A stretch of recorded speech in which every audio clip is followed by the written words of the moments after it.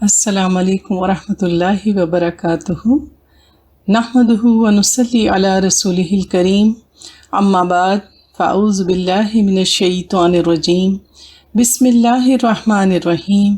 رب اشرح لی صدری ویسر لی امری واحلل عقدۃ من لسانی یفقہوا قولی۔ اللہ تعالیٰ سورہ احزاب آیت نمبر 71 میں فرماتے ہیں، یا ایہا الذین آمنوا اتقوا اللہ وقولوا قولا سدیدا، اے اہل ایمان اللہ کا تقوی اختیار کرو اور بات سیدھی کیا کرو۔ پھر فرماتے یصلح لکم اعمالکم ویغفر لکم ذنوبکم، اللہ تمہارے سارے اعمال درست کر دے گا اور تمہاری خطائیں بخش دے گا۔ ومن یطع اللہ ورسولہ فقد فاز فوزا عظیما، اور جو کوئی اللہ اور اس کے رسول کی اطاعت پر کاربند ہوگا تو اس نے بہت بڑی کامیابی حاصل کر لی۔ اللہ تعالیٰ اس آیت کے آغاز میں فرماتے ہیں، یا ایہا الذین آمنوا اتقوا اللہ، اے لوگو جو ایمان لائے ہو اللہ سے ڈرو اور بات سیدھی کرو۔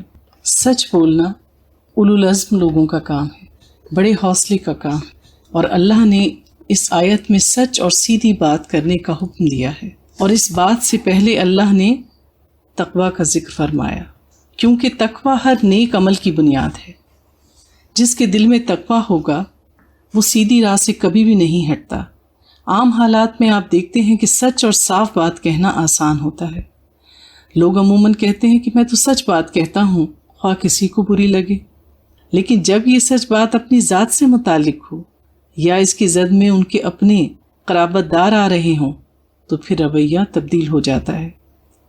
تو اللہ تعالیٰ نے اس آیت میں کہا، یا ایہا الذین آمنوا، کیونکہ سچ ایمان کی شرط ہے۔ مومن جھوٹا نہیں ہوتا۔ نبی پاک صلی اللہ علیہ وآلہ وسلم سے پوچھا، مومن بخیل ہو سکتا ہے؟ آپ نے فرمایا، ہاں ہو سکتا ہے۔ پھر آپ سے پوچھا گیا کہ مومن بزدل ہو سکتا ہے؟ تو آپ نے فرمایا، ہاں ہو سکتا ہے۔ پھر آپ سے پوچھا کہ کیا مومن جھوٹا ہو سکتا ہے؟ آپ نے فرمایا، مومن جھوٹا نہیں ہو سکتا، کیونکہ سچ ایمان کی شرط ہے۔ مومن سیدھی بات کرتا ہے، سچی بات کرتا ہے۔ اس کی بات کبھی بھی دو رخی نہیں ہوتی کہ کوئی اس کی بات سن کے کہے کہ مجھے نہیں اندازہ ہوا کہ اس کو یہ بات پسند تھی یا ناپسند تھی۔ اس کے رویے سے کوئی کبھی بھی مس گائیڈ نہیں ہوتا کہ مجھے اس کے رویے سے سمجھ نہیں آتا کہ آیا وہ ہمارے ساتھ ہے یا ہمارے خلاف ہے۔ مومن جب بھی بات کرتا ہے اس کی بات صاف ہوتی ہے اور سیدھی ہوتی ہے، اس کی پسند ناپسند ہر چیز واضح ہوتی ہے، اور اس کی بات کا مطلب واضح اور صاف ہوتا ہے۔ وہ ہر حال میں حق کا ساتھ دیتا ہے، خواہ اس کی خاطر اس کو تکلیف اٹھانی پڑے۔ نبی پاک صلی اللہ علیہ وآلہ وسلم یہ آیات خطبہ نکاح میں تلاوت فرمایا کرتے تھے۔ کیوں اس کو نکاح کے خطبے میں رکھا گیا؟ کیونکہ ہم دیکھتے ہیں کہ جب انسان ازدواجی زندگی گزار رہا ہوتا ہے تو بہت سے رشتے اس کے ساتھ جڑے ہوئے ہوتے ہیں۔ ان رشتوں میں انصاف رکھ کے چلنا، ہر حال میں سچ پر قائم رہنا، حق کا ساتھ دینا مشکل ہوتا ہے، کیونکہ بیوی کے ہوتے ہوئے ماں کا حق سلب نہ ہو، یا ماں کی محبت اور عظمت کی وجہ سے بیوی کے بنیادی حقوق کی حق تلفی ہو جائے۔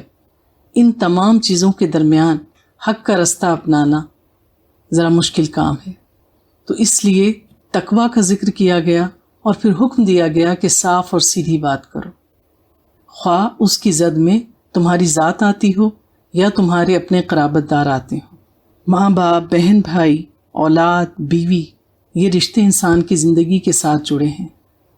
ان تمام رشتوں کے درمیان محبت کو قائم رکھنا، ہر ایک کو اس کا حق دینا اور ہر حال میں حق کا ساتھ دینا ایک مومن کی ہی شان ہے، اور پھر اس لیے اللہ تعالیٰ نے اس کا اجر بتا دیا۔ فرمایا، یصلح لکم اعمالکم ویغفر لکم ذنوبکم، کہ وہ تمہارے اعمال درست کر دے گا اور تمہاری خطائیں بخش دے گا۔ اگر تم ہر حال میں سچ پر قائم رہو گے، سچ کا ہی ساتھ دو گے، سچ بولو گے، سچ سنو گے، سچ دیکھو گے، تو پھر اللہ تمہاری چھوٹی موٹی خطائیں معاف کر دے گا، تمہارے گناہ تمہارے لیے بخش دے گا، کیونکہ سچ کی قیمت اللہ کے ہاں بہت زیادہ ہے۔ حق کی قیمت اللہ کے ہاں بہت زیادہ ہے۔ اللہ تعالیٰ فرماتے ہیں کہ قیامت کے دن سچوں کو ان کی سچائی فائدہ دے جائے گی۔ پھر فرما دیا کہ جس نے اللہ کی اور اس کے رسول کی اطاعت کی تو جان لو کہ اسی نے بڑی کامیابی حاصل کی۔ تو اللہ اور اللہ کے رسول جو احکامات دیتے ہیں اسی میں ہماری نجات ہے۔ تو جو کوئی اللہ تعالیٰ کے احکامات کی پیروی کرتے ہوئے شریعت کے احکامات کے مطابق اپنی زندگی گزارے گا اور ان اعمال کو کرتے ہوئے نبی پاک صلی اللہ علیہ وآلہ وسلم کی سنت کا اتباع کرے گا تو جان لو کہ ایسے ہی لوگ دراصل کامیاب ہیں۔ کیونکہ بعض اوقات دنیا کے فائدے کی خاطر لوگ سچ کا ساتھ چھوڑ دیتے ہیں اور دنیاوی طور پر فائدہ ان کو حاصل ہو جاتا ہے۔ وہ سمجھتے ہیں کہ ہم کامیاب ہو گئے۔ نہیں، یہ کامیابی نہیں ہے۔ کامیابی کیا ہے؟